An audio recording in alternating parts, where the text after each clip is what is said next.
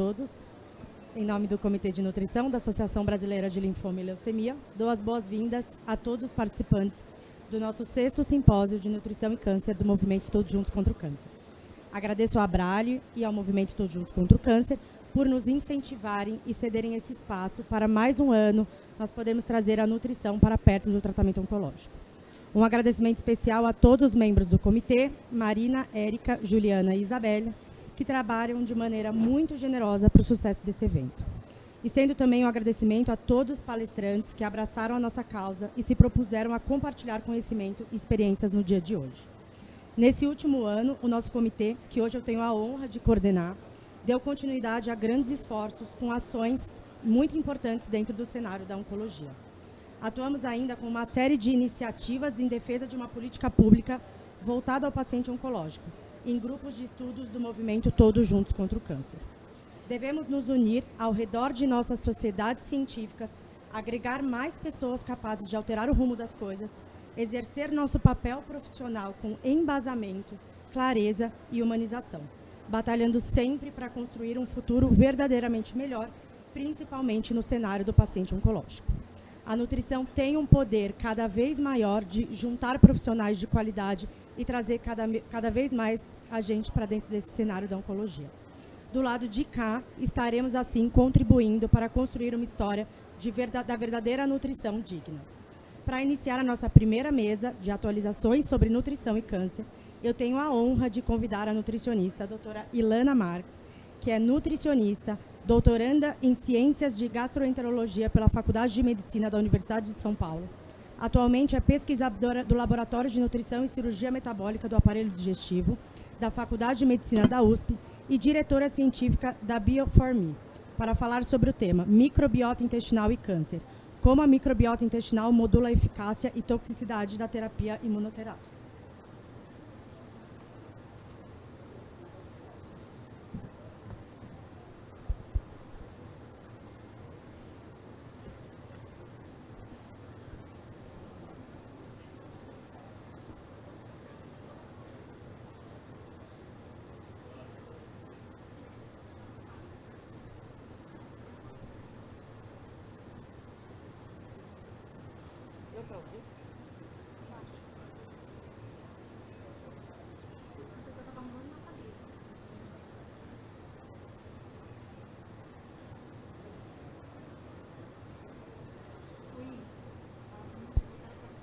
Prezados, boa tarde. Me escutam bem? Maravilha, né? Então, eu sou a Ilana Marques, a doutora Bianca muito bem me apresentou. É uma honra falar para uma plateia tão qualificada, estar em mais um ano Todos Juntos contra o Câncer e falar de um tema tão relevante que é, imunoterapia, microbiota, microbioma no cenário do paciente oncológico em imunoterapia, como essa microbiota está associada à toxicidade, como ela está associada à eficácia terapêutica, à resposta à imunoterapia e tentar transpor um pouco o tema de microbiota, de microbioma, que ainda parece estar muito associado à bancada, levar isso para a prática clínica, mostrar que o estudo do microbioma e da microbiota está muito mais próximo da prática clínica como nós imaginamos. Quando a gente pensa em microbioma e microbiota, existe uma pequena diferenciação entre os termos. Quando eu falo de microbioma, eu falo do todo, eu falo da comunidade de micro-organismos que habita o nosso corpo, associado à sua carga genética e também ao seu metabolismo. E quando eu falo de microbiota, eu falo de um sítio, de um local específico, sendo a microbiota intestinal a mais estudada, por ser a mais colonizada. Entende-se que a microbiota intestinal ela abrange de 70% a 80% de todos os micro-organismos que habitam o nosso corpo. E ela está diretamente associada a condições de saúde e condições de doença. Conseguimos identificar nesses slides o que acontece com a microbiota em equilíbrio. Então, a microbiota em equilíbrio, ela entrega inúmeros benefícios ao hospedeiro, que somos nós. Essa microbiota em equilíbrio está diretamente associada à bioconversão de fármacos, a metabolismo de nutrientes, à absorção de nutrientes específicos como cálcio, ela está associada a processos metabólicos e também está diretamente associada ao sistema imunológico. E logo dando spoiler, por que a gente associa tanto microbiota intestinal e imunoterapia? Pela forte associação da microbiota com o nosso sistema imune. Estima que 70% das células do nosso sistema imune tenha contato direto com a nossa microbiota intestinal e logo situações de equilíbrio também geram resposta imune controlada e esperada, enquanto situações de desequilíbrio geram respostas imunes descontroladas. Acho que... E aqui a gente consegue exemplificar o que acontece em uma microbiota em equilíbrio e o que acontece em uma microbiota em desequilíbrio. Vocês conseguem identificar no canto da tela que uma microbiota em equilíbrio ela tem uma camada de muco que ela é íntegra, que dificulta a passagem de micro-organismos e de toxinas e de metabólitos desse meio intestinal para o meio extraintestinal. Eu tenho uma resposta imune que é controlada, eu tenho uma barreira intestinal que ela é fortalecida e eu tenho uma boa diversidade de micro-organismos, cada um desempenhando sua função específica nessa microbiota. Enquanto que do outro lado, vocês conseguem entender o que acontece com a microbiota intestinal em desequilíbrio. No desequilíbrio dessa microbiota intestinal, nós temos um enfraquecimento dessas junções estreitas que ficam mais frouxas e facilitam a translocação de toxinas. Nós também temos uma camada de muco que é muito fina, facilitando a translocação de toxinas, uma resposta imune descontrolada com recrutamento de neutrófilos, levando à inflamação local, e um quadro de hiperreatividade imune. E talvez esse slide ele sumarize todo o processo que associa disbiose, condições de doença intestinal e extraintestinal. Então, a gente tem um processo inflamatório associado à disbiose, um quadro de hiperreatividade imune, inflamação local descontrolada, e essa disbiose está diretamente associada, então, com condições de doença. Os primeiros estudos de microbiota intestinal associavam muito desequilíbrios de microbiota intestinal a doenças locais, como doenças inflamatórias intestinais, do tipo doença de Crohn e retocolite ulcerativa. E aí, com os avanços de estudos em microbiota intestinal nos últimos anos, e com esse mecanismo de aumento de inflamação, aumento de permeabilidade, translocação de toxinas, resposta imune descontrolada, hoje nós associamos microbiota em desequilíbrio não apenas a doenças intestinais, mas também doenças extraintestinais. E aí a gente pode linkar diversas condições clínicas que estão associadas à microbiota em desequilíbrio. E aqui eu brinco que difere independente do seu nicho de atuação, que área você trabalhar. Eu tenho certeza, como você já viu algum artigo, algum material que correlacione desbiose e pior prognóstico de doença, ou desbiose e a condição clínica que você estuda. Então, um tema que foge um pouco do nosso congresso, mas quem estuda doenças neurodegenerativas vai entender que microbiota em desequilíbrio está associado com aumento de deposição de placas beta-amiloide no cérebro. Quem estuda doenças cardiovasculares vai entender que microbiota em desequilíbrio está associado ao aumento de produção de TMAO, que é o fator de risco para doenças cardiometabólicas. E quando a gente fala em câncer, que é o tema da nossa aula, a gente entende que a microbiota em desequilíbrio também está associado com o processo oncológico. Hoje, nós já temos estudos na literatura que suportam o papel da microbiota intestinal em equilíbrio ou em desequilíbrio em diversos processos, em diversos momentos do paciente oncológico. Eu tenho micro-organismos que são considerados pró-carcinogênicos, segundo o IARC, e esses micro-organismos eles estão diretamente associados a alguns tipos de neoplasia, como câncer coloretal. Eu também tenho micro-organismos que estão diretamente associados ao estado nutricional do paciente, que pode piorar o quadro de sarcopenia e de caquexia do paciente, diretamente associado à resposta terapêutica e à toxicidade.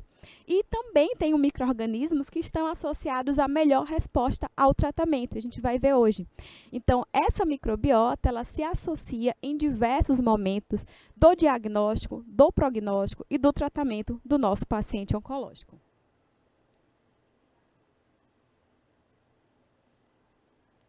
E é importante a gente saber que a gente rompe aquele conceito de micro-organismo patogênico antes de estudar a microbiota intestinal e entender todos os benefícios que essa microbiota entrega. A gente rompe esse conceito e entende que nós sim temos micro-organismos carcinogênicos e micro-organismos associados à progressão tumoral e pior resposta ao tratamento, mas nós também temos micro-organismos benéficos. Então, a depender da microbiota que você tenha durante o tratamento oncológico, essa microbiota vai te ajudar a responder melhor ao tratamento, vai te ajudar na manutenção de um bom estado nutricional, vai te ajudar em controle de inflamação e, assim, vai te ajudar até em melhor sobrevida livre de progressão e melhor sobrevida global, como a gente vai identificar nos próximos slides.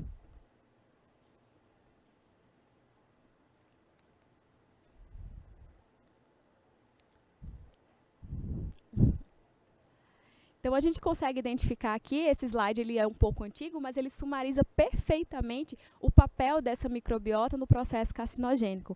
Eu posso ter micro-organismos pró-carcinogênicos, e a gente tem alguns que são amplamente reconhecidos, como H. pylori, como Escherichia coli, como Fusobacterium nucleatum, mas eu também posso ter micro-organismos que estão associados a comorbidades, como obesidade, como síndrome metabólica, que são fator de risco para o desenvolvimento, para a progressão tumoral.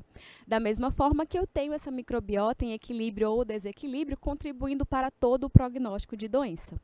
Quando a gente pensa em microbiota e câncer, nós já temos algumas condições clínicas que são mais estudadas com essa associação. E uma delas, sem dúvida, é o câncer coloretal. O paciente com câncer coloretal, a gente já conseguiu identificar que esse paciente tem uma microbiota diferente de pacientes sem câncer. É o que a gente chama de assinatura de microbiota. Assinatura de microbiota são características de micro-organismos, são micro-organismos compartilhados que pessoas com a mesma condição clínica apresentam. Então, nós já conseguimos identificar que pacientes com câncer coloretal, em sua microbiota intestinal, eles apresentam uma quantidade maior de Escherichia coli, de Escherichia shigella, de Fusobacterium nucleatum, quantidades reduzidas de bactérias produtoras de butirato, como o Bifidobacterium, como Lactospira, como Fecalibacterium prausnitzii. E é importantíssimo a gente saber que existe assinatura de microbiota para alguns tipos de câncer, porque sabendo que micro-organismos comumente encontram-se naquela condição clínica, a modulação intestinal fica muito mais fácil, a gente consegue manejar esse paciente muito mais facilmente. E a novidade que a literatura científica nos aponta é que, além de existir assinatura de microbiota para a microbiota intestinal associada a alguns tipos de câncer, nós também temos assinatura de microbiota associado ao sítio primário de doença. Então, hoje, nós já conseguimos identificar que algumas condições clínicas, como câncer de mama, como câncer de pulmão, esse microambiente tumoral, ele apresenta uma composição de microbiota que é característica. E os achados mais recentes em literatura vêm demonstrando que, a depender da composição de microbiota do sítio tumoral, esse paciente pode ter diferente responsividade ao tratamento. Isso, sem dúvida, é uma área que exige ampla literatura, ainda está no processo de construção de conhecimento, mas que a gente vai ter muito assunto para discutir nos próximos anos. E quando a gente pensa em microbiota associado ao tratamento, não apenas a diagnóstico de doença ou a patogênese do câncer, nós entendemos que essa microbiota está associada a diferentes processos, como quimioterapia, como radioterapia, e também estado nutricional. Enquanto nutricionista, a gente sempre vai falar de estado nutricional. Hoje, nós já identificamos que, a depender da microbiota que esse paciente tenha e esse paciente estando em caquexia e caquexia refratária, ele pode ou não responder à modulação intestinal. E isso está associado a maior ou menor toxicidade e dose limite de toxicidade no tratamento. Nós também conseguimos identificar uma relação bidirecional entre sarcopenia e caquexia no paciente oncológico e disbiose. Então, nós temos o que seria um ciclo vicioso. Eu tenho microbiota alterada nessa população. Essa microbiota alterada está associada a maior inflamação local, inflamação muscular, danos mitocondriais na musculatura do paciente. Isso piora a sarcopenia, piora a resposta ao tratamento, gera mais toxicidade. Em alguns tipos de neoplasia, toxicidade gastrointestinal. E aí a gente tem um ciclo vicioso de disbiose, sarcopenia, caquexia e pior resposta ao tratamento. Mas, quando a gente pensa em tratamento do paciente oncológico, embora a gente tenha muitos estudos falando de desbiose em quimioterapia, desbiose em radioterapia, sem dúvida, a maior parte da literatura fala do tema da nossa aula, que é a microbiota diretamente associado com imunoterapia. Nós já vimos no começo da apresentação que cerca de 70% das células do nosso sistema imunológico está diretamente associada, diretamente interligada com o nosso intestino. E assim, a microbiota intestinal ela é capaz de regular respostas imunes desse corpo, desse hospedeiro que somos nós. Então, quando nós pensamos em imunoterapia e microbiota, são as evidências mais robustas que nós temos em literatura científica. É importante considerar que os primeiros estudos em microbiota e imunoterapia no paciente oncológico começou, como todos os estudos em microbiota, em modelos com animais germe-free. Então, nós temos um estudo de 2015, que foi um dos primeiros estudos que tece sobre o tema de microbiota e imunoterapia, e é um modelo experimental com tipo de tumor subcutâneo, esse modelo experimental germe-free, após utilização de antibiótico, esse antibiótico ele foi administrado por duas vias, né? Pela via parenteral e também pela via oral, nós conseguimos identificar que o antibiótico administrado por via oral, para esse modelo experimental, para esse ratinho, nós identificamos uma pior resposta à imunoterapia. Enquanto que o antibiótico administrado por via parenteral, e obviamente não tinha contato com essa microbiota intestinal, esse ratinho ele evoluiu melhor em resposta à imunoterapia. Esses estudos eles saíram do âmbito de modelo experimental e nós temos agora estudos em humanos. E aí, nos estudos em humanos, nós já conseguimos identificar para a imunoterapia que, a depender da microbiota que esse paciente inicia o tratamento imunoterápico, nós podemos ter melhor ou pior resposta ao tratamento. E aí, nós não temos um ou dois estudos, mas nós temos uma ampla literatura científica, nós temos protocolos anti-PD1, anti-PDL1, anti-CTLA4. As principais neoplasias estudadas associando microbiota e imunoterapia são câncer de pulmão, de células não pequenas, melanoma, alguns pequenos estudos com câncer de rim, outros com câncer coloretal e câncer de mama, mas sem dúvida a maior parte para pulmão e para melanoma, nos identificam que existem marcadores chaves, existem micro-organismos característicos que, quando estão em equilíbrio no começo do tratamento do paciente, eles têm melhor prognóstico. E quais são esses micro-organismos? Os micro-organismos mais estudados e mais associados à melhor resposta terapêutica são os micro-organismos produtores de ácidos graxos de cadeia curta. Acetato, propionato e butirato, que não tem um efeito somente local de nutrição dos colonócitos, mas também regula a inflamação e regula a imunidade de modo sistêmico. Então, nós temos alguns micro-organismos, como Faecalibacterium prausnitzii, nossa principal produtora de butirato, e Bifidobacterium, que estão associados à melhor resposta terapêutica. E além dos micro-organismos produtores de butirato, nós também temos estudos que associam a Akkermansia mucinífila com melhor resposta ao tratamento. A Akkermansia mucinífila, o nome da já diz, mucinífila, ela é uma bactéria que habita a camada externa de muco. E qual o papel da Akkermansia mucinífila? A Akkermansia ela trabalha num biofeedback. Ela degrada a camada externa de muco, e esse muco ele é substrato para outras bactérias benéficas, e ao mesmo tempo a Akkermansia estimula as células caliciformes a produzir mais muco. Então ela degrada, estimula, degrada, estimula. E por que a Akkermansia é tão importante para o paciente que vai iniciar a imunoterapia? Porque se eu tenho uma Akkermansia adequada, possivelmente eu tenho uma camada de muco que ela é íntegra, isso dificulta a translocação de toxinas, isso dificulta a hiperreatividade imune, eu tenho uma resposta imune mais controlada e eu tenho uma maior eficácia terapêutica. Faecalibacterium prausnitzii ainda não é um probiótico, ainda não está disponível comercialmente, nós já temos substratos que modulam essa bactéria benéfica, mas Bifidobacterium é um probiótico, esse é amplamente conhecido no mercado, e a Akkermansia mucinífila também é um probiótico, ela conseguiu ser isolada e estabilizada comercialmente. Desde o ano passado, nós temos essa bactéria como probiótico. E aí nós temos alguns estudos que corroboram os achados dessa ampla revisão de literatura, e eu trouxe para vocês algumas evidências de como essa microbiota está diretamente associada com resposta terapêutica. Então nós temos esse estudo de câncer de pulmão, que ele avaliou o uso de antibiótico terapia claro, modulando negativamente essa microbiota intestinal, com maior sobrevida global e sobrevida livre de progressão. E vocês conseguem identificar nas duas curvas de Kaplan-Meier que pacientes que utilizaram antibiótico durante o tratamento tiveram menor sobrevida global e menor sobrevida livre de progressão.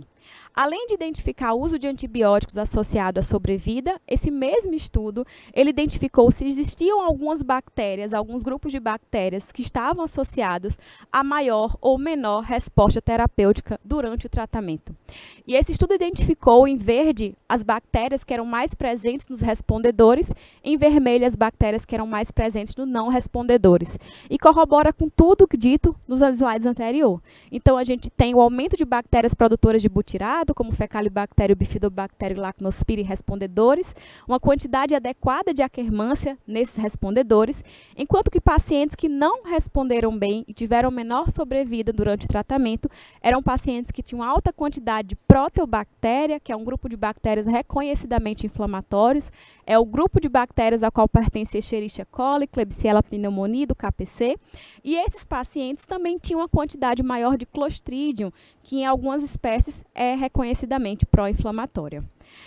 Esse mesmo estudo, ele isolou exclusivamente a Akkermansia, e ele quis entender se a Akkermansia era um fator independente de resposta ao tratamento, de resposta parcial, de resposta total ao tratamento.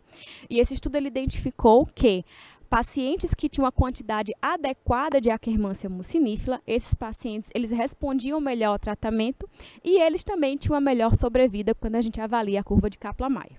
Mas um dado importantíssimo que a gente precisa olhar para esse estudo, um olhar criterioso, é que esse mesmo grupo de pesquisadores, ainda com dados não publicados, eles buscam entender quanto de Akkermansia.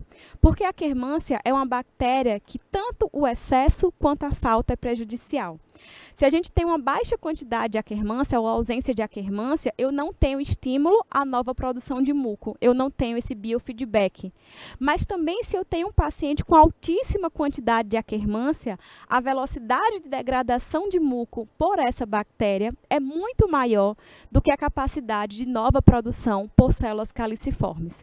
Então, nem a ausência ou a baixa quantidade, nem o excesso de Akkermansia seria benéfico.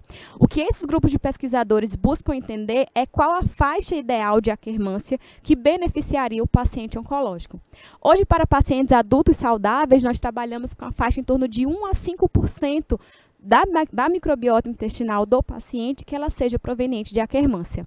Mas para o paciente oncológico, nós ainda não conseguimos identificar qual a faixa ideal que está diretamente associada à resposta ao tratamento.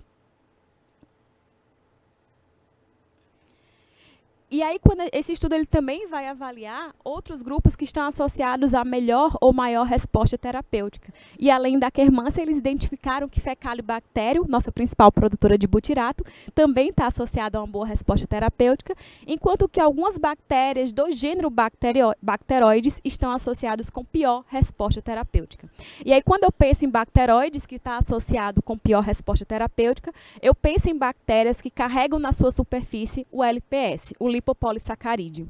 E esse lipopolissacarídeo, em paciente oncológico, ele pode estar exacerbado e pode estar contribuindo para a pior inflamação local e inflamação sistêmica. Além de avaliar o câncer de pulmão, a gente também tem alguns estudos com câncer de mama. E esse estudo com câncer de mama, ele é super interessante porque ele vem mostrando que um perfil de micro-organismos específicos, não apenas micro-organismos chaves, estão associados com melhor resposta terapêutica e também estão associados com menor toxicidade. Foi identificado que pacientes que tinham maior diversidade de microbiota, ou seja, muitos grupos nessa microbiota intestinal, grupos diferentes exercendo funções diferentes, esses pacientes eles tinham melhor resposta e eles tinham menor toxicidade, grau 3 e 4. Enquanto que foi identificado que pacientes que tinham menor diversidade, maior quantidade de proteobactéria e menor quantidade de uma bactéria produtora de butirato, que é a Lactospira, essas pacientes com câncer de mama, elas tinham menor eficácia terapêutica e elas também tinham maior toxicidade do grau 4. Quando a gente pensa também em toxicidade da imunoterapia, nós temos esse estudo que traz outros micro-organismos específicos. Então, a gente avalia aqui que quando a gente pensa em toxicidade grau 3 ou grau 4, que é uma toxicidade que já preocupa a gente no ponto de vista de tratamento clínico, porque faz com que o paciente precise espaçar a quimioterapia ou reduzir dose, ou talvez interromper ciclo, nós já temos algumas bactérias que podem ser consideradas como marcadoras para pior prognóstico de toxicidade. Uma delas é a Bacteroides intestinalis, mais uma vez pertencente a um gênero conhecidamente carregador de LPS. Né? E, por fim, um último estudo para corroborar a toxicidade de imunoterapia. Esse estudo ele avaliou, dentre as toxicidades, a fadiga. E nós identificamos que pacientes que tinham uma quantidade adequada de Eubacterium ali, ainda não é um probiótico comercialmente disponível no Brasil, mas também uma bactéria produtora de butirato está associado com menor fadiga em pacientes em tratamento imunoterápico. Então, eu creio que eu trouxe algumas evidências bastante relevantes, bastante robustas, que mostram que sim, já é uma realidade a gente avaliar a microbiota intestinal no nosso paciente em tratamento oncológico. Não é mais medicina do futuro, não é mais nutrição do futuro, isso é medicina e nutrição do presente. Avaliar a microbiota intestinal do paciente que vai iniciar tratamento imunoterápico vai beneficiá-lo. Podemos utilizar a microbiota em outros tratamentos, como quimioterápico, radioterápico, mas sem dúvida o tratamento imunoterápico é o que mais se beneficia do conhecimento da microbiota intestinal e da modulação dessa microbiota intestinal. Isso não é Ilana quem diz, isso alguns artigos já falam. A gente tem um artigo da Nature falando que o futuro é a gente utilizar essa microbiota como uma fonte ainda inexplorada, não só de fármacos, mas também de estratégias de modulação. Quando a gente pensa em diretrizes, nós temos uma diretriz de nutrição bem recente, 2021 da ESPEN, ela ainda não traz um probiótico ideal ou um protocolo ideal quando a gente pensa em modulação de microbiota intestinal para o paciente oncológico, mas ela já fala que é preciso olhar para a saúde intestinal desse paciente quando ele vai iniciar o tratamento. E aí, quando a gente pensa em estratégias de modulação intestinal, só para finalizar a nossa fala, é importante falar que sim, nós temos muito o que fazer. Então, a gente conhece a microbiota do nosso paciente oncológico, que está iniciando imunoterapia, e é possível modular e intervir naquela microbiota, melhorando a resposta ao tratamento. Não é algo que a gente só contempla e não tem nada que possa ser feito. Então, hoje já é possível, e eu não preciso falar de suplementação, mas eu posso falar de alimentação. Já é possível a gente modular a microbiota do nosso paciente que vai começar a imunoterapia para promover uma adequação de Akkermansia. A Akkermansia, que é a bactéria que a gente falou em diversos momentos, que está associada à melhor resposta terapêutica, ela é diretamente beneficiada e enriquecida por alimentos do grupo do tipo polifenóis. Então, chá verde, chá preto, uvas, frutas vermelhas, alimentos que fazem parte da nossa rotina, polifenóis e fitoquímicos irão beneficiar o nosso paciente para ter uma regulação de Akkermansia e melhorar a resposta ao tratamento. Quando a gente pensa em bifidobactério, fecalibacterium, bactérias produtoras de butirato, é possível enriquecer, aumentar essas bactérias com alimentos do tipo fibras que a gente recomenda para o nosso paciente diariamente. Ou uma dieta baseada em frutas, legumes e verduras, uma alimentação saudável, que não é nada muito diferente, mas que está no guia alimentar para a população brasileira. Então, a gente brinca que quanto mais a gente estuda, isso eu aprendi com a Grazi, mais a gente vê que o básico funciona. E quando a gente pensa na alimentação adequada para o nosso paciente que vai iniciar a imunoterapia, a gente sabe que isso é possível modular, através dessa alimentação, bactérias benéficas, como a Akkermansia, como o fecalibactério, como o bifidobactério, que vão ser importantíssimas no tratamento do nosso paciente. A literatura especula que o futuro talvez seja o paciente que vai iniciar a imunoterapia, a gente sequencia a microbiota dele, e aí a gente já tem um pool de micro-organismos que a gente vai inserir nesse paciente, não por transplante de microbiota fecal, mas sim um pool de micro-organismos, e que já vai preparar esse paciente microbiologicamente para a imunoterapia. A gente ainda não tem isso em modelos humanos, então talvez daqui a 2, 3 anos a gente voltar para o TJCC e falar de imunoterapia e microbiota, a gente já tem algum estudo sobre, mas ainda são especulações, que seriam um pool de micro-organismos que irão beneficiar o paciente. Enquanto a gente não tem esse pool de micro-organismos que vai beneficiar o paciente, a gente continua utilizando estratégias alimentares, suplementação quando preciso, para modular essa microbiota e preparar melhor o nosso paciente para o tratamento e no decorrer do tratamento. E algumas mensagens que a gente leva para casa desses minutos que a gente conversou sobre microbiota e imunoterapia é que cada vez mais vai se falar sobre microbiota, sobre microbioma e o impacto dessa microbiota no cenário do paciente oncológico. Que a medicina, que a nutrição de precisão, que avalia o paciente de modo individual, ela está diretamente associada com modulação dessa microbiota intestinal. A gente ainda não sabe muito bem o que fazer para alguns tipos de paciente, a gente ainda não tem um protocolo único, porque cada paciente realmente é único, não dá para falar de protocolo, mas a gente já tem fortes indícios de que é preciso conhecer a microbiota do nosso paciente que vai fazer imunoterapia e modular essa microbiota. Eu agradeço imensamente a oportunidade de falar com vocês. Caso vocês queiram essa apresentação, eu sei que fica um pouquinho distante, e aí fica pequenininho, eu deixo o meu e-mail, é o ilana com 2 N's, ilana.marques@usp.br. Me manda um e-mail, me manda um direct no Instagram, que eu mando a apresentação para vocês. Quiserem conversar mais sobre microbiota, nesse e outros temas também fico à disposição. E mais uma vez, Bianca, Abrali, mais uma vez TJCC, muito obrigada pela oportunidade.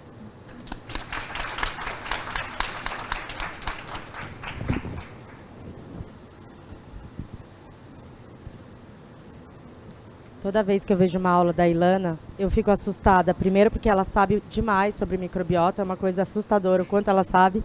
Segundo, porque eu acho incrível quando ela cita que isso não é a nutrição do futuro, isso é a nutrição do presente. Então, eu acredito que tenha muita nutricionista por aqui, que é da época em que a gente não olhava a qualidade da alimentação do paciente, a gente só focava na quantidade. Então, eu acredito que essa seja uma das mesas mais importantes para a nossa prática e para a nossa atuação profissional.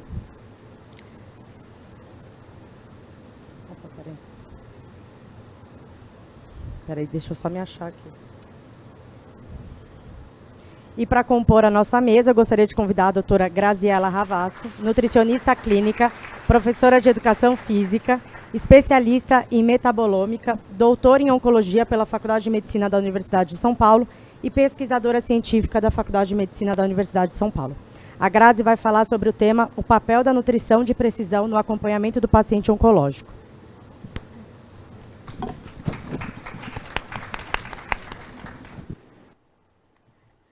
Oi, gente, que alegria estar aqui com vocês e dividindo essa sessão com profissionais que são donos do meu mais profundo carinho, admiração e respeito. Bom, vamos começar a falar um pouquinho sobre metabolômica. Como é que... Aqui. Essa é um pouquinho da minha história, mas eu tenho uma longa jornada de mais de 15 anos na área de nutrição, oncologia e metabolismo. Mas o que mais me deixa feliz de estar aqui hoje é porque hoje eu estou tendo a oportunidade de compartilhar com vocês um estudo de caso muito especial para mim e mostrar para vocês também uma visão completamente diferente da oncologia e do tratamento oncológico, né? Ainda mais que nós estamos, no momento que nós estamos, isso tem nos obrigado a pensar fora da caixa, não é verdade? Nós estamos na era da personalização, né? E dos questionamentos. Então, o que é realmente bom para mim? O que é saudável para mim? Se é saudável, é bom para mim? Ainda mais na área de oncologia, né? A área da oncologia. Ah, esse alimento pode matar o meu tumor, né? Junto com esse movimento, também uma maior conscientização do mundo que nos cerca. Nós precisamos de tudo isso mesmo? Eu preciso tomar todos esses suplementos, né? É a preocupação com os animais, tudo à base de plantas, né? Ainda mais depois da pandemia, onde ela trouxe para a gente exatamente a vida como ela é, incerta, né? E isso tem... promovido em nós uma urgência em viver mais e melhor. E eu garanto que todos vocês aqui, assim como eu, gostariam de chegar até os 90 anos, né? Mas não somente chegar até os 90 anos, mas que esse caminho seja trilhado por uma vida muito mais ativa, saudável e feliz. O problema é que no Brasil, se você chegar até os 90 anos, você tem 50% de chance de ter Alzheimer. A cada 40 segundos são notificados uma morte, né, um óbito por doença cardiovascular, e 1 em cada 3 mulheres vai desenvolver câncer depois dos 60 anos de idade. E o que isso significa? Que por mais que a gente tenha a intenção diária de ter uma vida mais ativa, saudável e feliz, a maioria das pessoas parece viver a vida caminhando exatamente para o contrário. E então eu pergunto para vocês, o que é um envelhecimento? E a resposta, por mais paradoxal que seja, é um privilégio. Privilégio porque até o século XVIII a estimativa de vida de um indivíduo era de 30 anos. E de lá para cá nós nos acostumamos a viver mais e achar que isso é um processo simples. Mas não é.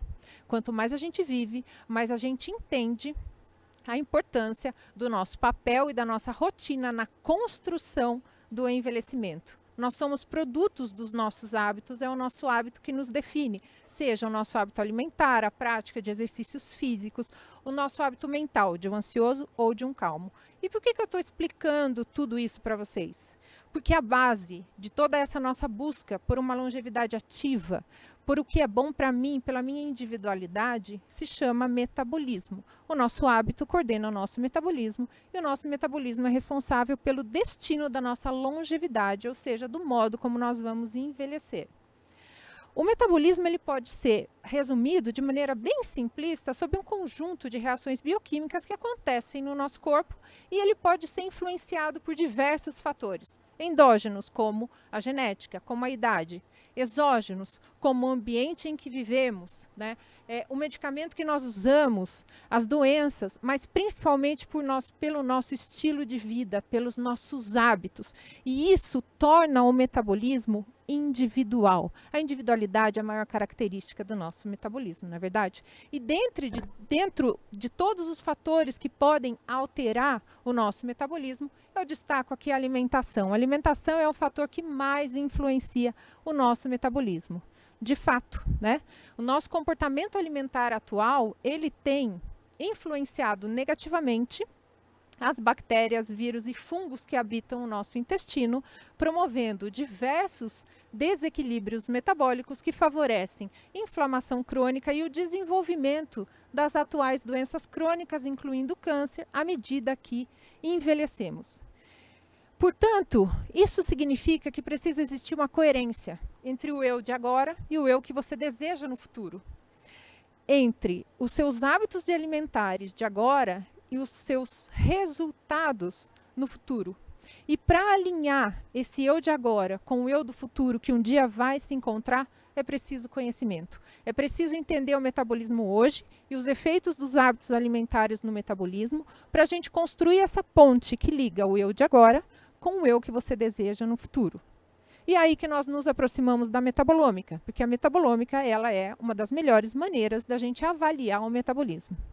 Eu vou passar um videozinho falando um pouquinho para vocês sobre a metabolômica. A metabolômica ela é uma ferramenta da atual medicina de precisão que tem como objetivo avaliar causas e consequências das diversas doenças crônicas em nível celular. Portanto, ela avalia o nosso metabolismo. Mas antes de falar como a metabolômica funciona, eu vou destacar aqui por que ela é tão importante na atual prática clínica. Eu mostrei para vocês que as atuais doenças crônicas, elas têm aumentado exponencialmente junto com a necessidade e o desejo de se viver mais. Reparem que os dois gráficos eles têm a mesma curva de ascendência. E isso significa que por mais que a gente viva mais, né, a nossa qualidade de vida está pior. De fato, se vocês repararem, 1 em cada 20 pessoas é saudável atualmente, a grande maioria delas vive muito abaixo do seu real potencial bioquímico e ninguém quer viver a vida assim, né? A busca hoje é por uma longevidade mais ativa. Bom, o nosso corpo é basicamente como uma indústria capaz de produzir e reciclar energia. Ele é capaz de produzir energia a partir de comida, ar e água, e ele faz isso por meio de diversas reações bioquímicas. Essas reações bioquímicas, elas acontecem no nosso metabolismo simultaneamente. E a boa notícia é que o nosso corpo ele faz isso naturalmente. Ele se adapta a diferentes ambientes, a fatores externos, como uma máquina de autorregulação eficiente. A não ser que algo interrompa esse ciclo, é aí que nós nos aproximamos da metabolômica clínica. A metabolômica clínica, ela avalia rotas bioquímicas do nosso metabolismo por meio de um exame detalhado dos nossos metabólitos. Centenas de metabólitos podem ser avaliados no sangue, na urina e na saliva, e eles refletem diferentes processos bioquímicos do nosso corpo. A partir de uma análise metabolômica, nós somos capazes de ter uma visão integrada do metabolismo e ainda identificar pontos de desequilíbrio. Porque, basicamente, existem duas razões para as doenças crônicas acontecerem. A primeira delas é a falta de nutrientes, o desequilíbrio nutricional.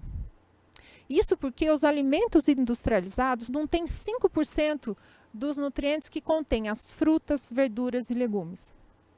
A segunda razão são os diversos poluentes ambientais que são inseridos no nosso estilo de vida, através dos produtos que consumimos. E esses dois fatores, eles causam inúmeros desequilíbrios metabólicos no nosso corpo.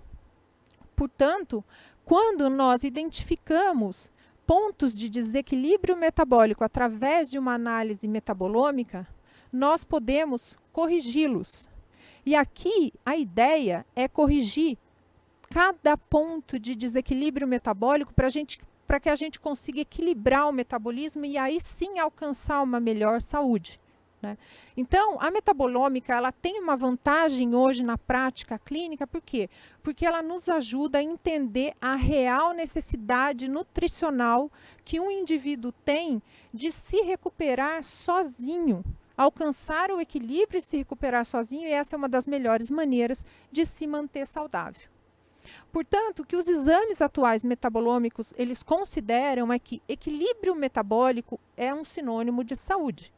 Da mesma maneira que desequilíbrios metabólicos estão associados com diferentes sinais e sintomas e diferentes tipos de doença. Vejam nesse gráfico, nessa tabela. Eu refiz essa tabela com uma adaptação de um artigo que foi publicado na Cell recentemente. Interessantemente, ele mostra que existe uma associação metabólica entre desequilíbrios nutricionais e metabólicos com o desenvolvimento de doenças. Qual que é o laser point aqui? Aqui, achei. Vejam que interessante. Então, olha, desequilíbrios no metabolismo de carboidratos estão associados com o desenvolvimento de diabetes tipo 2 e diferentes tipos de cânceres. Desequilíbrios no metabolismo das proteínas estão associados com doenças neurológicas e diferentes tipos de cânceres. Desequilíbrio no metabolismo das gorduras estão associados com doenças cardiovasculares e diferentes tipos de cânceres. Esses desequilíbrios nutricionais, eles não estão exclusivamente ligados a essas doenças, mas parece haver uma propensão a essas doenças. Mas o interessante aqui é que no meio dessa relação entre desequilíbrios metabólicos e nutricionais e o desenvolvimento de doenças crônicas, existe um meio do caminho. E esse meio do caminho é comum em todas as doenças crônicas. Então, basicamente, todos os desequilíbrios nutricionais e metabólicos passam por algumas alterações funcionais, ou seja, resultam em algumas alterações funcionais, como desbiose, inflamação, estresse oxidativo, disfunções mitocondriais, que resultam em diferentes sinais e sintomas e que podem resultar também em diferentes doenças. Atualmente, nós conseguimos avaliar na prática clínica, nos exames tradicionais, essa parte do nosso metabolismo é onde a doença já está instalada. Esse caminho metabólico percorrido entre os desequilíbrios metabólicos e nutricionais para o desenvolvimento das doenças crônicas, que é geral, nós não conseguimos ainda avaliar no método tradicional de exames, né? Então, uma vantagem da metabolômica é que esse caminho metabólico que se origina no desequilíbrio nutricional, principalmente do ponto de vista nutricional, né? Esse caminho metabólico entre desequilíbrios funcionais, metabólicos e nutricionais, desequilíbrios funcionais, sinais e sintomas, e o desenvolvimento de doenças, ele é trilhado por diferentes metabólicos. Essa construção do desequilíbrio até a doença. Tá? Tá? Quando nós avaliamos esses metabólitos, nós temos informação da origem do desequilíbrio e da rota metabólica que esse desequilíbrio está seguindo para desenvolver diferentes sinais e sintomas e diferentes doenças crônicas, tá? Portanto, os metabólitos, eles têm muita história para contar quando eles são avaliados, né? O que os artigos têm demonstrado atualmente é que esses desequilíbrios metabólicos, eles são interconectados. Então, se vocês perceberem na tabela anterior, existe uma sobreposição de vias metabólicas que causam alterações funcionais, sinais e sintomas e doenças crônicas, não é verdade? Isso sugere para a gente que todos esses desequilíbrios são interconectados e as doenças crônicas, elas podem ser entendidas como peças de um quebra-cabeça. E o mais interessante aqui é que os estudos apontam que esses desequilíbrios nutricionais que favorecem o desenvolvimento de doenças crônicas começam muitos anos antes da doença aparecer. E o mais interessante, eles são desequilíbrios inerentes à idade, mas que são exacerbados pelo nosso estilo de vida. A gente só conhece tudo isso agora, por quê? Porque esses metabólitos não são identificados pelos métodos tradicionais, não exibem marcadores canônicos, né? Portanto, desequilíbrios nutricionais, desequilíbrios metabólicos podem ser entendidos como sinais de alerta e identificá-los significa ter a oportunidade de evitar que se manifestem como doenças crônicas ou piorem o prognóstico de doenças já existentes, porque as doenças já têm um caminho metabólico que as mantém ativa, né? De maneira geral, os exames metabolômicos, eles podem ser avaliados no sangue, na urina, saliva, por meio dos metabólitos. E essas substâncias juntas, elas representam diversos eventos metabólicos do nosso corpo, desde saúde intestinal, neurotransmissores, resposta imunológica, ativação de inflamação ou tolerância imunológica, metabolismo dos carboidratos, proteínas, gorduras, metabolismo do colágeno, produção de energia e função mitocondrial, estresse oxidativo, metabolismo antioxidante, né, mecanismos epigenéticos. Então, com uma análise metabolômica, a gente consegue ter informações de algumas etapas do nosso metabolismo e tenta identificar desequilíbrios metabólicos que estão favorecendo a manutenção daquela doença. Mas vamos dar uma olhadinha na prática, como é que isso funciona? Vamos interpretar juntos um caso, tá? Como é que ela pode nos ajudar? Bom, esse é um caso de um paciente masculino, do sexo masculino. Vocês estão me ouvindo a hora que eu viro? Acho melhor pegar, não precisa, né? Pegar, não? Paciente masculino do sexo, paciente masculino. Idade, 80 anos, aposentado, tá? Foi gerente do Banco do Brasil por anos, sedentário, né? Foi atleta quando jovem, estressado, sempre foi estressadíssimo, usuário crônico de omeprazol, Eno e todos os parecidos, consumo frequente de álcool, queixas frequentes, fadiga crônica e vertigens, sono irregular e depressão, azia e indigestão, alterações intestinais como diarreia e intolerâncias alimentares, perda de peso, 20 quilos em 2 anos, na pandemia. Tá? Bom, a gente foi fazer uma avaliação na alimentação dele. Uma alimentação rica em carboidratos, refinados e embutidos, o que é muito comum, né, da idade deles, né? Então, era basicamente o pãozinho com manteiga, o café com leite e embutidos, né?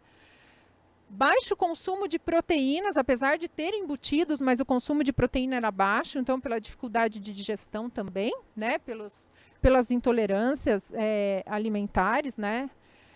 Baixo consumo de fibra, tinha um pouquinho de salada no almoço, tá? E às vezes tinha fruta no lanche da tarde, era um abacate batido com leite mesmo, na maioria das vezes. Bom, eu vou mostrar para vocês os exames de sangue desse paciente. Então, vamos tentar entender o que está acontecendo com ele. Eu não vou me fixar em cada variável aqui, mas eu gostaria de mostrar para vocês que no exame de sangue, ele estava com a série vermelha, né, eritrócitos, hemoglobina baixa, e essa hemoglobina de 7 aqui, ó, era depois de 2 bolsas de sangue que ele tomou lá na cidade dele, tá? Então, ele estava com uma hemoglobina baixa, toda a série vermelha baixa, ferro, ferritina, vitamina D. E esse quadro, mesmo sem a gente conhecer nada mais urgente, está relacionado com o quadro de desnutrição, né? Dessa perda de peso de 20 quilos em 2 anos. Né? Com relação à série branca, tem aumento de monócito, então a gente já começa a imaginar que deve ter um combate imunológico aí por alguma coisa. E quando a gente vai avaliar alguns marcadores, né? Esses marcadores foram pedidos principalmente pelas alterações intestinais. O CEA, o antígeno cárcino embriogênico, aumentado, não está muito aumentado, mas ele está aumentado. E o CA19, que é um marcador, apesar dele ser um marcador tumoral, né, principalmente de trato gastrointestinal, ele não é exclusivo como um marcador tumoral, ele pode estar relacionado à inflamação intestinal, doença inflamatória, né, e também algumas neoplasias. Mas esse valor aqui de CA19, né, onde o valor de referência era de 30, e eu não estou enxergando, gente, mas acho que é de 37, né, e está quase 400. É uma sugestão aí bem importante, que se não tiver um tumor aí, uma batalha imunológica está acontecendo, e não sei se ele vai sobreviver depois dessa batalha. Outras variáveis que foram analisadas, o IgA do soro, né? Então o IgA do soro estava alto, o que sugere uma alteração principalmente nas mucosas, o que está de acordo também com as queixas clínicas dele, de alterações intestinais e intolerâncias, né? Depois foi feita uma calprotectina, que também estava aumentada, então é um marcador fecal de inflamação da mucosa intestinal. A gente achou que ele estava com um tumor intestinal, né? Nesse momento ele foi para endoscopia. E na endoscopia... além disso, ele fez um teste de supercrescimento bacteriano e deu positivo, né? E depois disso, a gente fez uma endoscopia e o resultado da endoscopia foi neoplasia gástrica, que foi confirmado em biópsia, tá? Então, diagnóstico, câncer de estômago, estadiamento, estágio 4, com metástase hepática. Composição corporal. Altura 1,85, peso atual 62 quilos, o IMC dele de 18, então ele está desnutrido, né? Na análise de bioimpedância não foi detectada a porcentagem de gordura, porque estava baixa demais e realmente ele estava exatamente desse jeito, né? Massa muscular 28 quilos, o peso habitual dele era de 85. Houve uma perda de peso em 2 anos de 28%. Quando a gente coloca na classificação de caquexia, né, Ilana? ele se enquadrava aqui como caquexia, né? Então ele já estava, ele não era nem um pré-caquético mais, ele já estava na caquexia. Caso complicado. Opa. Bom, só para destacar para vocês, eu não sei se todo mundo aqui trabalha mesmo com câncer, né? Mas a sobrevida, né? Qual era o prognóstico de todo esse quadro, né? A média de sobrevida para câncer de estômago com metástase é de 5% em 5 anos, né? Aliado a esse quadro ainda, esse quadro de caquexia, então diminui ainda mais a sobrevida. Então, o que a gente pensa depois disso é, e agora?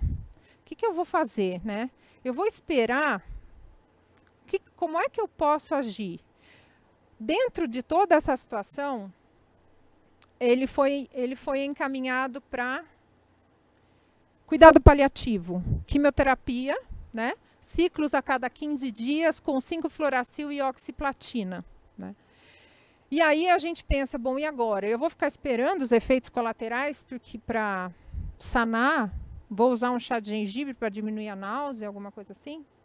Não, eu acho que a gente pode fazer mais que isso, né? Bem mais, né? Quando a gente entende que existe um caminho metabólico que alimenta uma doença e que faz com que ela progrida, então tem alguma coisa que a gente pode interferir que vai fazer diferença nesse paciente, tá? Então foi isso que a gente fez. E aí a gente pediu uma análise metabolômica para entender, então, o processo bioquímico por trás da doença. e tentar identificar algumas rotas metabólicas que a gente pudesse desequilibrar a rota metabólica que alimenta essa doença. Porque assim eu posso ajudar o meu paciente a ter um pouco mais de equilíbrio e ele me ajudar a combater o tumor. Tá? Então foi isso que a gente fez. E eu vou mostrar aqui para vocês o que nós encontramos. Sempre quando a gente vai interpretar uma análise metabolômica, a gente parte do conjunto do estilo de vida que ele está tendo, né? Então, aqui para mostrar para vocês, olha só. Esse conjunto aqui, né? Quando existe um comportamento alimentar que é caracterizado pelo aumento do consumo de carne, de alimentos processados, redução de fibra, consumo frequente de álcool, o resultado disso é uma alteração inicial já da microbiota intestinal, né? Então, essa alteração da microbiota intestinal, ela tem como resultado a alteração no ambiente intestinal. Primeiro, por reduzir, por alterar a população microbiana e, consequentemente, os metabólitos que são produzidos por essa população microbiana. Então, é comum a gente observar a redução de ácidos graxos de cadeia curta, como butirato e propionato. Então, foi isso que a gente avaliou lá no exame metabólico. Como é que está esse intestino, né? Então, a gente avaliou quantidade de butirato e propionato. Então, vejam que nesse laudo aqui, como é que eu ia enxergar esses resultados normais? Quantidade de butirato no centro, quantidade de propionato no centro. Então, isso reflete... também a gente não ia esperar o contrário, né? Ele não ia ter um butirato ok e um propionato ok, né, em toda essa situação. Ok, foi só para constatar um fato. Então, essa situação intestinal está de acordo com o estilo de vida dele, tá? Com uma sugestão de ambiente inflamatório, marcado por desbiose intestinal, provável produção de metabólitos também microbianos que são genotóxicos.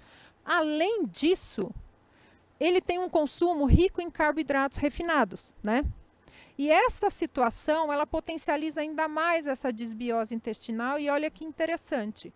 Quando a dieta desse paciente ela é rica em carboidratos refinados, o que acontece no intestino é que a quantidade de glicose ela aumenta muito, né? E essa quantidade de glicose ela não é só metabolizada pelas nossas células intestinais, mas também pelas bactérias intestinais. Tem algumas bactérias que gostam bastante de glicose, como por exemplo, aqui eu destaquei a Escherichia coli, são bactérias que têm um potencial patogênico maior, elas vão se beneficiar dessa glicose, vão ativar vias metabólicas que são exclusivas das bactérias e elas vão produzir para a gente, para o nosso organismo, aminoácidos de cadeia aromática e de cadeia ramificada. O excesso desses aminoácidos de cadeia aromática e de cadeia ramificada, principalmente os de cadeia ramificada, vão ter um papel na sinalização de insulina e vão prejudicar a sinalização de insulina. Quando a gente olha o resultado metabólico desse paciente, ele tem não só então uma alteração intestinal com diminuição de ácidos graxos de cadeia curta, menor controle do crescimento de micro-organismos patogênicos, e ele tem também uma maior quantidade de aminoácidos de cadeia ramificada na circulação, o que pode prejudicar a sensibilidade à insulina, promovendo quadros de hiperglicemia, o que está de acordo com a hiperglicemia. Então, nessa situação, a gente tem um ambiente que é rico em LPS, com capacidade aumentada de ativar a inflamação e uma disponibilidade maior da circulação de glicose e de aminoácidos de cadeia ramificada. Esse aminoácido de cadeia ramificada podia ir para o músculo, né? Para nos ajudar. Mas ele não vai por quê? Porque é um paciente sedentário. Então, não tem estímulo de captação. Então, ele vai ser direcionado para os órgãos mais ativos do corpo dele. Quais são? Células tumorais e bactérias intestinais, né?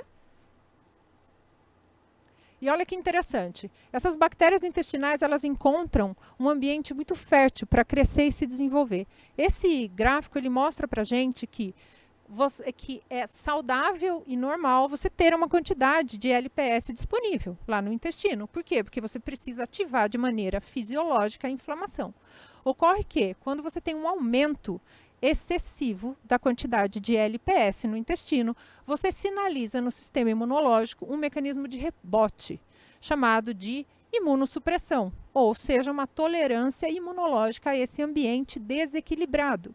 Então, é como se a gente falasse para o sistema imune, desencana, deixa esse grupo de bactéria crescer aí, porque não vai ter jeito de eliminar. Tá? E aí o sistema imune, ele abre essa guarda. Só que isso também favorece você tolerar mutações genéticas e outros tipos de desequilíbrio também. Tá? Então, é um quadro muito fértil para o desenvolvimento do câncer. Aí a gente já começa a entender como é que a doença se desenvolveu, né? Como a Ilana já comentou na aula, brilhantemente, né, Ilana? As bactérias intestinais, elas não só influenciam o nosso sistema imune, permitindo esses desequilíbrios, mas elas também têm a capacidade de causar danos genotóxicos, instabilidade genômica.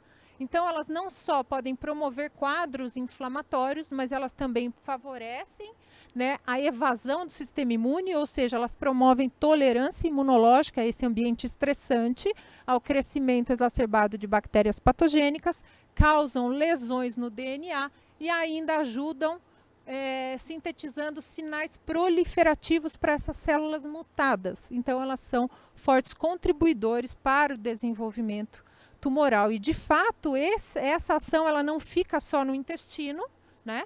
Lá no intestino, no cólon. Então, toda essa batalha que acontece no intestino resulta na produção de metabólitos tóxicos que saem do intestino e têm ações em órgãos mais distais, como, por exemplo, no estômago e no fígado, como é o caso do nosso paciente, né?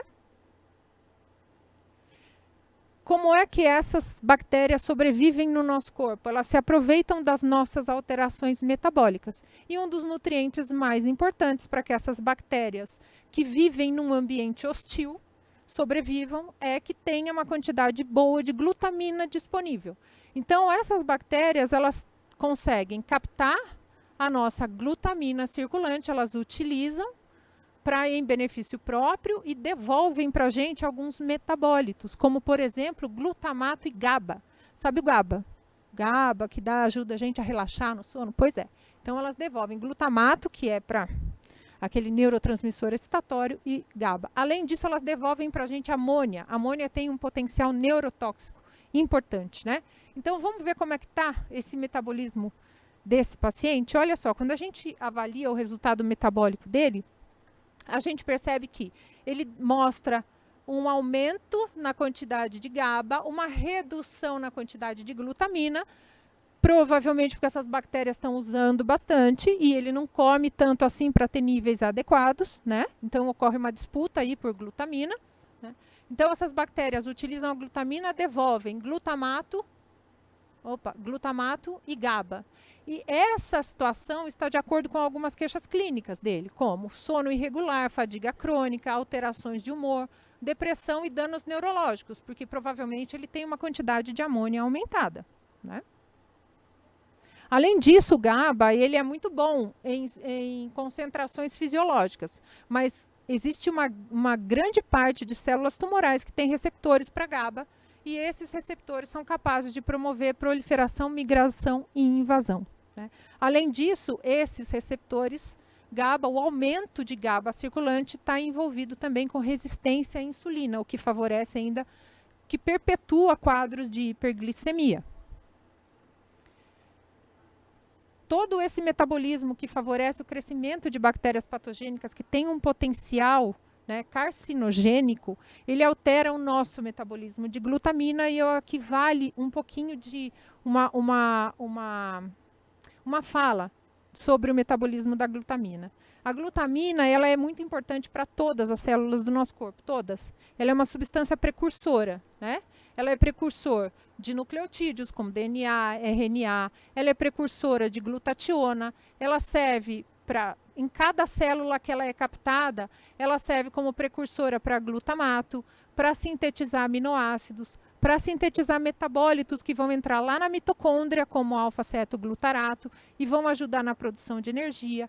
Além disso, a glutamina, todo esse processo de ação da glutamina no nosso corpo, resulta na produção de amônia, não só nas bactérias, mas nas nossas células também, mas ela é um importante carreador de amônia. No mesmo tempo que ela favorece a produção de amônia, ela vai lá, pega a amônia pelo braço, leva para o ciclo da ureia para ser excretado, porque a amônia é neurotóxica e não pode ficar aumentada na nossa circulação. Vamos olhar esse metabolismo dentro do nosso paciente? Bom, o que a gente já percebeu é que nós temos uma quantidade, esse paciente tem uma quantidade reduzida de glutamina, né? E os destinos da glutamina, como é que estão nesse paciente? Bom, a glutamina é utilizada para fazer nucleotídeo. Então, quando a gente olha aqui, ó, vocês não precisam, eu não vou fazer questão de falar nome, tá? Porque o importante é entender o mecanismo aqui. Quando a gente olha metabólitos envolvidos na síntese de nucleotídeo, como DNA e RNA, a gente observa uma redução. Então, esse paciente tem redução da síntese de DNA e RNA. Quando você tem uma redução de síntese, nas nossas células, a gente tem uma capacidade reduzida de regenerar a célula ou de proliferar. O sistema imune fica comprometido. Né? Célula intestinal fica comprometida. Né? O que mais que ele tem? A glutamina é precursora de glutationa. Vamos olhar a glutationa dele, o nosso principal antioxidante, o que nos ajuda a controlar mutações genéticas. Olha a glutationa dele como está baixinha. Né? A glutamina também é precursora dos metabólitos que nos ajudam a produzir energia, como o alfa-cetoglutarato. Olha o alfa-cetoglutarato dele, como está baixinho, né? Além disso, o que a gente percebe? A desnutrição, a falta de consumir alimentos ricos em fibras, provavelmente ele tem uma deficiência de vitaminas do complexo B, o que faz com que toda essa função mitocondrial ela seja prejudicada. Então, ele já tem fadiga, né, diminuição da produção de energia, fadiga crônica. Né. Além disso, quando todo esse mecanismo aqui, metabólico, está prejudicado, não consigo fazer DNA e RNA direito, eu não consigo ter antioxidantes direito, eu não consigo produzir energia direito. Mas tudo isso, todo esse catabolismo que ele precisa fazer, resulta no aumento da produção de amônia. Quando eu tenho um desequilíbrio na célula, né, o ciclo da ureia também fica prejudicado e eu tenho um aumento da produção de amônia. Então, porque eu tenho uma dificuldade de excretar amônia, então eu tenho danos neurológicos. A resistência à insulina evita que as nossas células captem uma quantidade adequada de glicose, o que favorece os quadros, então, de hiperglicemia e redução ainda de todo esse complexo metabólico. Dentro do quadro de produção de energia, a gente identificou um metabólito que está aumentado, que é o succinato. Ele é produzido pelas nossas bactérias intestinais numa tentativa de colaborar. Vou colaborar com você, vou produzir um pouquinho de energia, porque se você morrer, eu morro também. Né? Então, ocorre uma ajudinha aí. Então, vejam que o caos metabólico que estava... E assim, eu separei alguns resultados mais importantes, porque são as vias mais comprometidas, tá, desse paciente. O que provavelmente são as vias que nós vamos agir. Deixa eu passar aqui para vocês. Vejam que todo esse quadro de desequilíbrio metabólico, ele resulta no quê? Numa maior disponibilidade de nutrientes para o tumor e para as bactérias. Então, a hiperglicemia aumenta a circulação de glicose. Né? Esse quadro de glutamina, de utilização de glutamina pelas bactérias intestinais e também pelas células tumorais, que são os órgãos mais ativos do corpo desse paciente, eles requerem nutrientes. Né? Então, eles viram foco de atenção. Tá? Além disso, a gente tem uma maior disponibilidade de glutamato, principalmente pelas bactérias, né? Aumento de aminoácidos de cadeia ramificada e aumento de amônia. Algumas células tumorais utilizam aminoácidos de cadeia ramificada para proliferar e também amônia. Resumo das alterações metabólicas. Alterações neurológicas pelo aumento de amônia e toda esse compilado metabólico. Disbiose e supercrescimento bacteriano, né? Eu não preciso nem destacar. Função mitocondrial, né? Traduzida como estresse oxidativo, disfunção mitocondrial, alteração da síntese de nucleotídeos. Sistema imune completamente alterado, variando entre inflamação e imunossupressão, ou tolerância imunológica. Então, esse paciente ele tem um quadro metabólico todo de acordo, né, para desenvolver mais tumores. Quimioterapia indicada. 5-fluoracil. Qual é o foco de ação da 5-fluoracil? Síntese de nucleotídeo. Platina, ela quebra a fita dupla de DNA, né? Além disso, ela promove danos neurológicos e disfunção mitocondrial. Esse paciente vai responder bem a químio ou não? De jeito nenhum. Não, com essas alterações metabólicas, de jeito nenhum. Porque a químio ela não vai agir só no tumor, né? Então, quais foram as condutas clínicas a partir desse quadro metabólico que foram sugeridas? Primeiro, exercício físico, porque é o único fator capaz de quebrar essa homeostase da doença, porque ele impõe uma necessidade metabólica para o músculo esquelético. Então, ele é capaz de reorganizar o metabolismo e consumir mais nutrientes e impor uma competição mesmo com as células tumorais e também com as bactérias intestinais, tá? Além disso, agir em cada ponto das alterações metabólicas. Obviamente que quando a gente põe esse indivíduo para fazer exercício, o metabolismo ele também precisa dar conta de todos os efeitos colaterais do exercício, e isso é benéfico. Então a gente consegue aumentar o apetite, e a gente consegue equilibrando a dieta. Então, assim, aqui, equilibrar a dieta é o básico. Além disso, para corrigir de maneira mais rápida essas rotas metabólicas alteradas, a gente pode entrar com diversos suplementos. Desde fibras como gomacácea, mucosave, beta-glucana para sistema imunológico, para regular essa resposta imunológica, enzimas digestivas para favorecer esse ambiente intestinal, misturas que tenham antioxidantes, compostos bioativos, como por exemplo Golden Milk, que são cheios de canela, gengibre, né? Biointestil, que é rico em polifenóis, que tem uma ação intestinal importante. Para melhorar essa síntese de nucleotídeos, nós entramos com glutamina, com nucleotídeos, com creatina. Então, cada evento metabólico em desequilíbrio, a gente entrou com algumas ações, suplementação num primeiro momento, e quanto mais a gente equilibrava a alimentação dele, a gente foi tirando alguns suplementos e alguns outros a gente não tirou, tá? Por que a gente pode sentir segurança em todos esses suplementos, principalmente a glutamina? Pelo exercício físico, tá? Então, ela não vai direcionar nutrientes para o crescimento tumoral. Um ano depois, efeito colateral da químio, sensibilidade na ponta dos dedos, só. Peso inicial de 62 passou para 64. Bioimpedância, a gordura aumentou de 0 para 3%. Massa muscular de 28 para 29 quilos, né? Então, a gente sabe que num paciente caquético isso é quase impossível. Então, todos os parâmetros, a série vermelha melhorou. Então, olha só, de 3 passou para 4, de 7 ele manteve 11, 12, então houve uma grande melhora. O mais interessante foram os marcadores tumorais. O CA19 caiu de quase 400, ele está agora 21, né, num quadro de normalidade. O CEA caiu também, para 1,4 também está num quadro de normalidade. Essa é uma foto da tomografia computadorizada com redução de espessamento da parede do estômago. Então, reduziu a parede do estômago, reduziram as lesões hepáticas, né? Então, diminuiu o linfonodo, né? Sem líquido intraperitoneal. Então, e quais foram as vantagens da metabolômica aqui para esse paciente? Que, na verdade, são para todos, né, os pacientes. Isso permite um mapeamento metabolômico e, dessa forma, uma compreensão bioquímica mais integrada do que está acontecendo com aquele paciente, né? Agrega valor também ao atendimento. Revela a falta de nutrientes, como está a capacidade do nosso corpo em produzir energia, né? Identifica os desequilíbrios metabólicos. Uma vez identificados esses pontos de desequilíbrio, a gente tem uma capacidade maior de ação.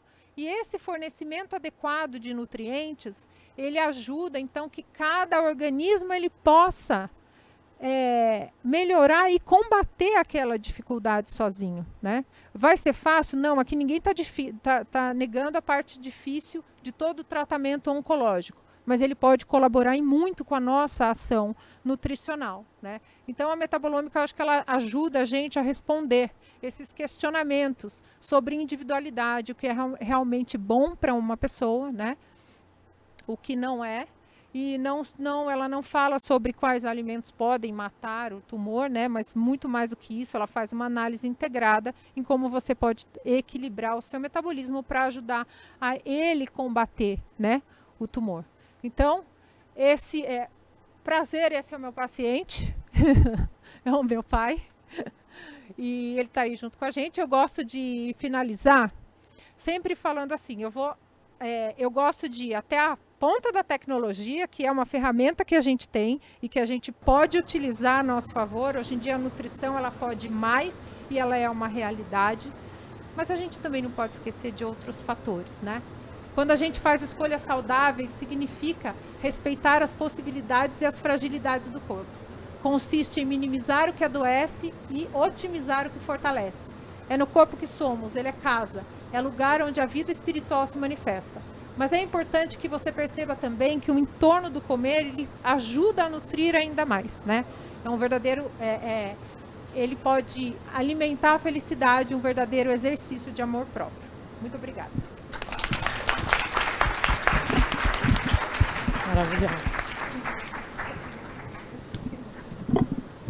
A Grazi, pelo 2º ano, mostrando pra gente o que a gente tem que fazer com os pacientes. O que é a nutrição de verdade. Vamos lá. E para encerrar, só um minutinho.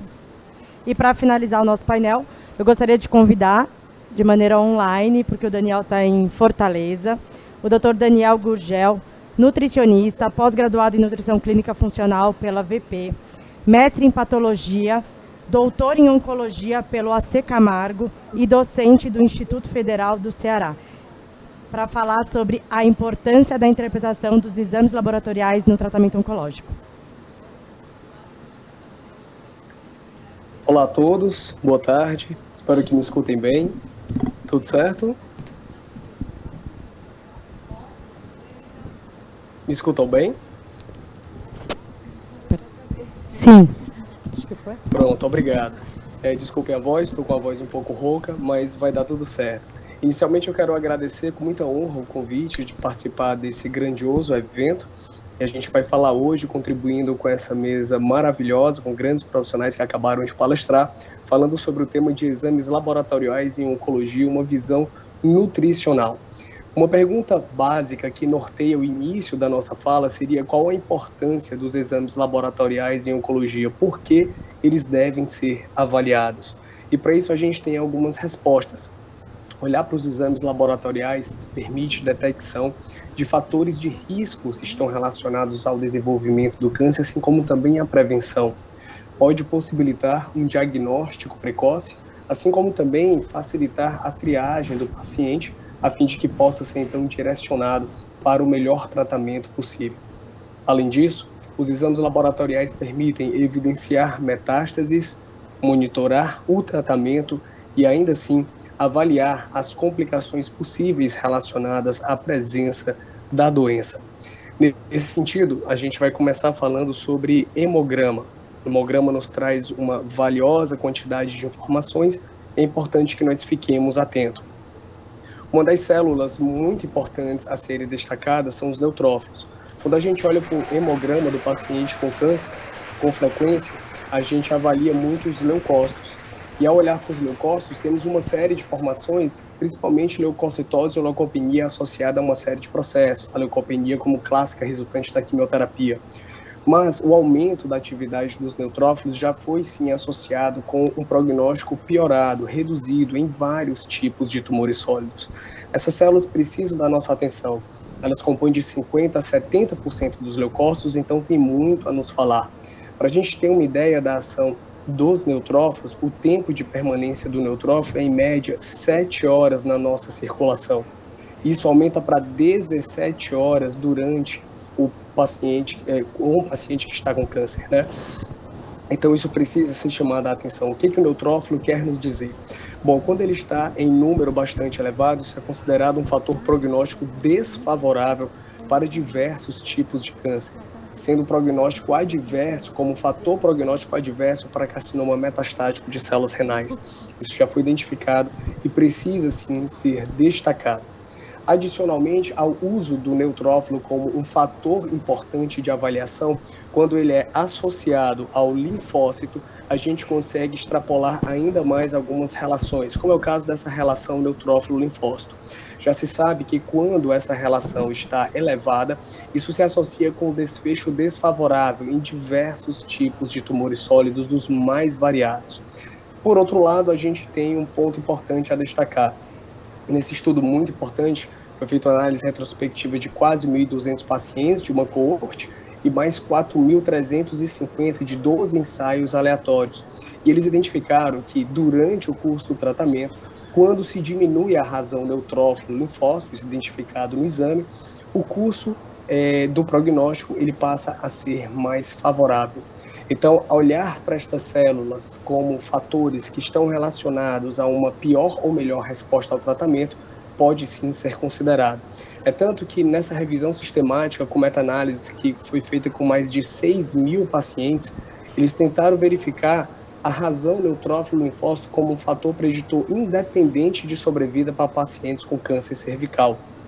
Foi feito, então, um segmento de 57 meses desses pacientes, o ponto de corte da razão neutrófilo linfócito foi 2,46, e eles identificaram, por análise combinada, um efeito prognóstico independente significativo quando a razão neutrófilo linfócito estava elevada, e isso se associou a uma pior sobrevida livre de progressão. Então, é um parâmetro clínico que pode ser analisado com cuidado e que precisa, sim, da nossa atenção. Bom, então, em geral, a razão neutrófilo linfócito, quando está elevada, ela pode, sim, ser associada a uma pior sobrevida geral. Isso também foi o achado trazido nesse estudo, mostrando, então, que são fatores prognósticos importantes e que podem ser previstos, além de outros dados clínicos, com esses dados laboratoriais. Adicionalmente, eu queria trazer para vocês a grande importância também de olhar para um outro marcador, o VHS, que é a velocidade de hemossedimentação. Classicamente, é um marcador utilizado para variar a inflamação em muitos pacientes, especialmente naqueles que têm sarcopenia, que é uma condição frequentemente identificada em pacientes diagnosticados com câncer. O objetivo desse estudo, na verdade, foi associar 3 marcadores de inflamação, que foi a albumina, o VHS e a contagem de leucócitos, com medidas específicas de sarcopenia em pacientes geriátricos ambulatoriais. Na verdade, foram 442 pacientes que tinham uma idade média que variava de 80,8 anos. Como foi que eles verificaram essa sarcopenia? Eles avaliaram o desempenho físico do paciente, através da medição da velocidade de marcha, teste de caminhada de 4 metros, a duração de um outro teste específico para desempenho físico, que é o Time Up and Go Test, e o teste de levantar da cadeira. Além disso, identificaram a força muscular, através da avaliação da força de pressão palmar, vista pela dinamometria, e a massa muscular foi avaliada por bioimpedância elétrica. Observe que, após ter sido realizado o ajuste para idade, sexo e alguns fatores de comorbidades, quando o VHS esteve bastante elevado, isso foi significativamente associado a uma redução da velocidade de marcha, ou seja, queda no desempenho físico, redução da força de preensão manual, ou seja, diminuição da força muscular, aumento da duração do Time Up and Go Test, ou seja, queda de desempenho físico, queda de desempenho também verificado por aumento da duração do teste de levantar da cadeira, isso visto no VHS, e além disso, uma redução da massa muscular esquelética, ou seja, a redução daquele tecido que de fato tem influência muito grande no prognóstico do paciente. Então, para além de fator inflamatório, a gente pode levar em considerações medidas relacionadas à sarcopenia quando olhamos para a velocidade de hemossedimentação. Eu trago aqui um caso clínico de uma paciente atendida, paciente do Piauí, de 36 anos, que apresentava gânglios cervicais hiperplasiados e também algumas manchas roxas em membros superiores e inferiores. Essa paciente ela foi diagnosticada posteriormente com linfoma de Hodgkin e, para surpresa, na época, ela estava com 31 semanas de gestação. Então, um caso realmente muito particular que precisa da nossa atenção. Foi prescrito para ela o esquema básico, a BVD, clássico para essa condição, apresentando uma melhora significativa. Mas o dado que chama muita atenção é o bioquímico dela. A velocidade de hemossedimentação no valor de 39, como é possível observar ela está quase que o dobro do valor de referência para as mulheres, e isso tem algumas associações que precisam e podem ser feitas, como é o caso, por exemplo, do VHS, que pode ser utilizado para auxiliar no diagnóstico de doença metastática, mas especificamente para o linfoma de Hodgkin, ele pode ser identificado como fator prognóstico, ou seja, na medida em que o paciente vai respondendo ao tratamento que está sendo empregado, nesse caso com a BVD, é para se verificar na clínica uma redução do valor sérico da velocidade de hemossedimentação. Passamos também para um outro ponto importante, a avaliação da homocisteína, classicamente elevada em algumas condições inflamatórias. Na verdade, a homocisteína plasmática, quando a gente identifica ela em indivíduos que são saudáveis e não praticam atividades físicas que são consideradas de moderada a vigorosa, ela deve variar entre 5 e 15. Entretanto, existem condições que levam ao desenvolvimento de hiperhomocisteinemia, seja ela moderada, no valor de 50 ou até 10 vezes mais quando ela está grave. Encontramos essa associação da hiperhomocisteinemia em doenças como cardiovasculares e doenças também neurodegenerativas. Todavia, a gente pode encontrar esse parâmetro também em pacientes com câncer, pois já se sabe que existe mutações e polimorfismos em genes que podem estar envolvidos no metabolismo desse marcador, que está associado também à inflamação e que associa a determinados tipos de câncer, como é o caso do endometrial, do mamário, do câncer esofágico, além do prostático, do colônico e também do câncer coloretal. Para isso, a gente traz um estudo muito interessante que tentou correlacionar os níveis plasmáticos de homocisteína com a ocorrência e progressão especificamente do câncer retal. Foi um estudo que foi desenvolvido com 320 pacientes, dos quais 80 eram controles saudáveis e 85 apresentavam adenomas retais de baixo risco ou de alto risco, e 155 com tumores retais no estágio de 1 até o estágio 4. Vale ressaltar que todos os participantes tiveram, então, amostras séricas de homocisteína mensurada. Verifique os resultados. Olhe as 3 colunas, por gentileza. O paciente que é considerado saudável, os dados da homocisteína dele colocam ele dentro do valor de referência, uma média de 11. O paciente com adenoma, que é uma condição pré-neoplásica, coloca valores mais elevados de homocisteína, ainda dentro do valor de referência, entretanto mais próximo do valor máximo, que é um outro ponto importante, olhar o quartil e o tercio desse exame. Já o paciente que está diagnosticado com câncer, o valor médio da homocisteína ultrapassa o valor máximo padrão recomendado para indivíduos saudáveis, mostrando então a necessidade de olhar para esse marcador como um fator que está relacionado sim à progressão e ao desenvolvimento da doença. Adicionalmente, os autores ainda fizeram uma subestratificação comparando os indivíduos saudáveis com valores normais, assim como a adenoma de baixo risco e alto risco, como você pode verificar, com valores ainda dentro da normalidade, mas mais próximos do valores máximos, e também verificar os estágios do câncer em grau 1, 2, 3 e 4, verificando então aumentos progressivos da homocisteína, comparando o indivíduo normal com adenoma, assim como os graus mais elevados desse tipo de tumor. Então, colocando a homocisteína como um parâmetro que sim, precisa ficar, né, no nosso registro, no nosso olhar, como parâmetro que pode ser identificado e associado a outros pontos clínicos de melhora ou piora da resposta.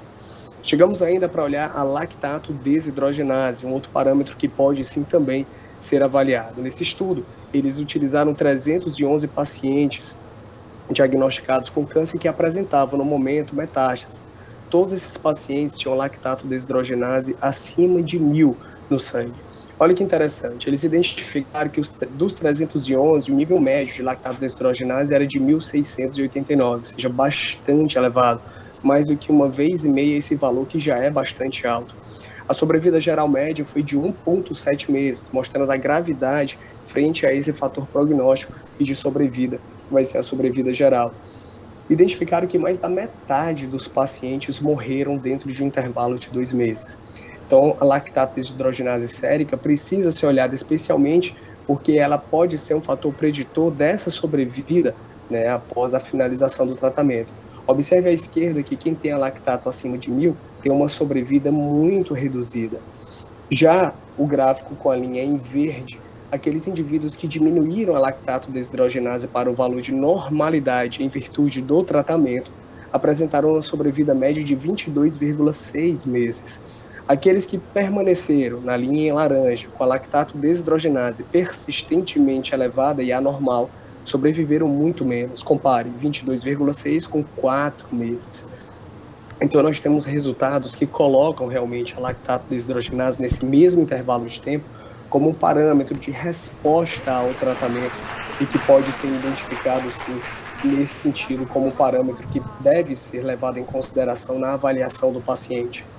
É tanto que nesse outro estudo, para pacientes com câncer de ovário, eles verificaram a lactato desidrogenase como possível preditor de resistência à utilização de platina, que é um quimioterápico convencionalmente utilizado para esse tipo de câncer. Foram 270 pacientes que tiveram vários critérios analisados, dentre eles também a lactato. Observe que eles ainda associaram a lactato desidrogenase com a razão neutrófilo linfócito, que nós falamos no começo da nossa explanação. E veja que aqueles pacientes que têm baixos níveis de lactato desidrogenase, de baixo nível de razão neutrófilo linfócito, considerando aqui o ponto de corte de 4, são os pacientes que têm menos recorrência. Ao contrário, aqueles que têm alto lactato desidrogenase e alta razão neutrófilo linfócito apresentam muito mais recorrência. Então precisamos ficar atentos a esses parâmetros.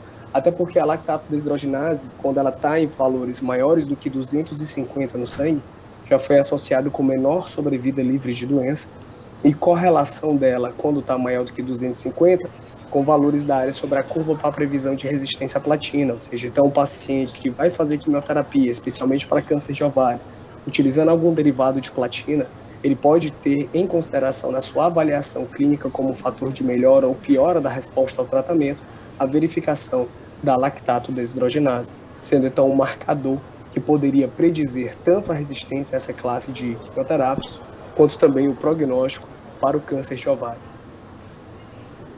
Chegamos a uma análise dos metais pesados que os pacientes entram em contato diariamente. Diariamente, nós estamos em contato com ar, com água, com fumo e alimentos, e todos eles podem trazer metais pesados para a gente. Mas especialmente para o público feminino, tem um contato muito grande com cosméticos, ervas terapêuticas e para a população em geral, até com algum amálgama dentário ou alguns outros tipos de materiais utilizados e a própria exposição ocupacional. Mas o que eu queria chamar a atenção é que já existem, sim, algumas associações do alumínio com câncer, especialmente o câncer de mama. A concentração média de alumínio no líquido aspirado de mamilo em mulheres que não têm câncer, ela é menor quando comparado com mulheres que estão diagnosticadas com câncer de mama. E nesse momento, eu gostaria de voltar o seu olhar para essa imagem e chamar a atenção de que nós necessitamos, na verdade, estar atentos e debater novas possibilidades quanto a alguns hábitos de vida, como o uso de desodorante, por exemplo, uma vez que em várias amostras de linfonodos metastáticos de tumores de mama, alumínio esteve presente em maior concentração.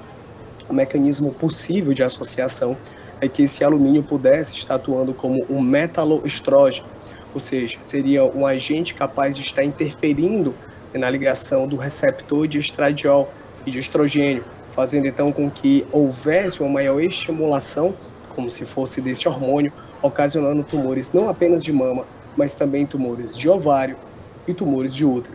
Sendo assim, como mensagem sugerida para a gente levar para casa, os exames bioquímicos devem ser avaliados à luz da clínica do paciente, em conjunto com outros marcadores e com outros parâmetros clínicos, podem auxiliar na prevenção, no diagnóstico, no prognóstico e também na previsão clínica de pacientes com diversos tipos de tumores, assim como os tumores sólidos ou até mesmo hematológicos, como a gente mostrou. E o nutricionista sempre deve ter um olhar atento aos exames para auxiliar na adequada prescrição nutricional. Pela atenção de vocês, o meu muito obrigado. Fico à disposição.